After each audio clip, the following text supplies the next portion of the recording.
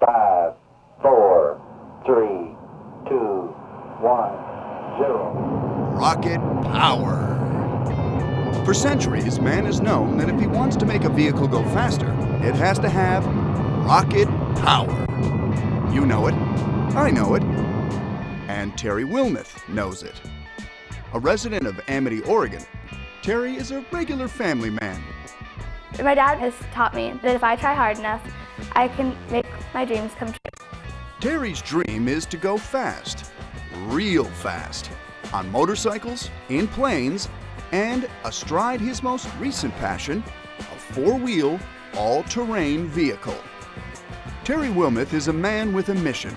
He wants to be the fastest man in the world on an ATV. To do a land speed record, you're trying to figure out how to take a brick and make it go incredibly fast. An ATV that has been pushed to its limits. An ATV with rocket power. Behind Terry stands a dedicated team of family and friends who share his do-it-yourself philosophy and love of speed.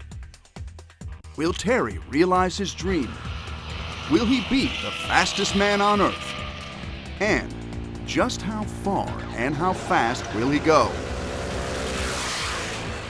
When speed comes first and safety last, you've got yourself a magnificent obsession.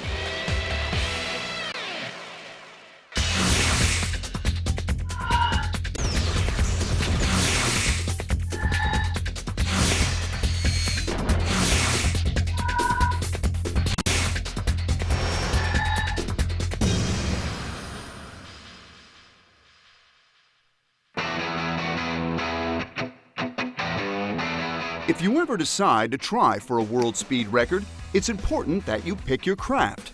A car is a good start. You can go pretty fast in a plane, or if you're Terry Wilmeth, you choose an ATV. Initially, you gotta wonder if you can take him seriously prior to meeting him. When Terry wants to go fast, nothing gets in his way.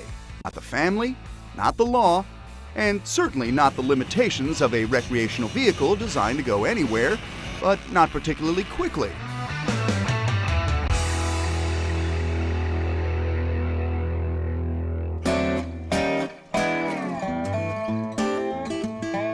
They just came to my mom and was like, honey, I want to do a speed record. He comes home and thinks, what can I do out of the ordinary? That's Terry. I was pretty much just like, wow, how is he going to do that? Terry wants to go fast. So fast that he achieves a new level of fame. I want to set the bar so high that if anybody even looks at it, that they just step away and say, it can't be done. ATVs are squat vehicles used to ferry people across, well, all terrains, but not particularly quickly. Terry thought he'd have the field all to himself. He was wrong. Several years ago, I read an interesting article, a guy named Graham. Graham is Graham G-Force Hicks, a noted daredevil who sets records while defying almost insurmountable obstacles. Blind, deaf, and he did an amazing thing. He set a land speed record on an ATV.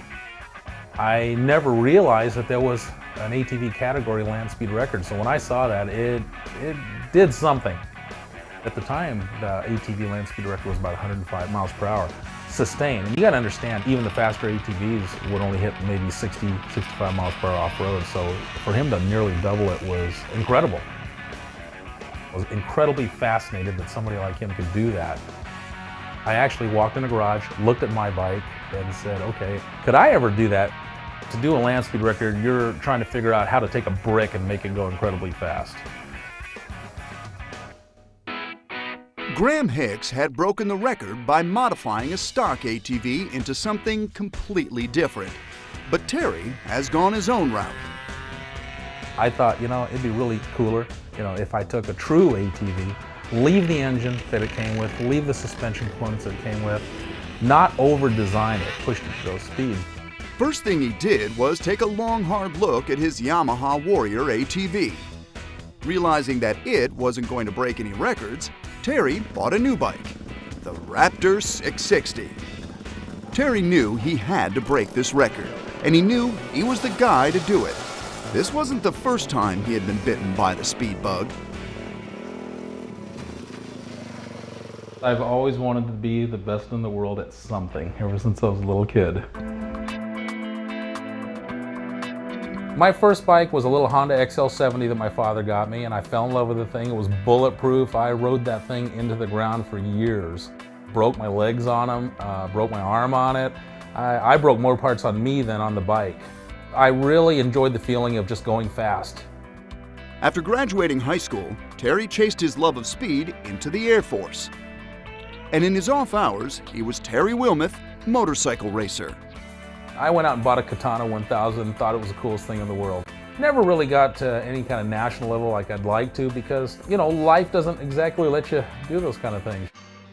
As fun and as cool as it may have been, Terry soon found out speed can come with a high price. When I was racing in Mobile, Alabama, I actually had the bike come out from under me and I hit the wall and I did wind up hurting myself pretty bad. Severely injured, Terry was hospitalized with a broken back. During his recovery, he reassessed his priorities and discovered that motorbike racing was no longer one of them. He left the Air Force and began a successful aviation career. Though successful and happy with a new career and marriage, Terry still felt that need for speed.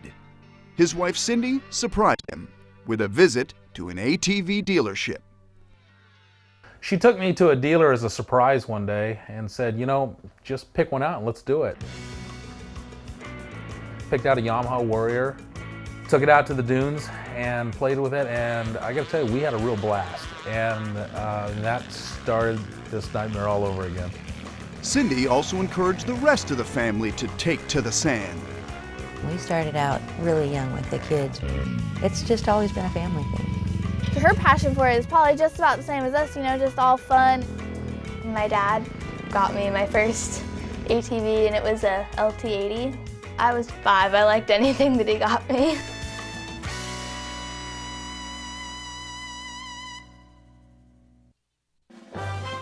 Coming up, to break this record, Terry assembles a team of the best brains and bravest test pilots the racing world has to offer. Plus, Terry Wilmeth attempts 200 miles per hour on an ATV when Magnificent Obsessions continues.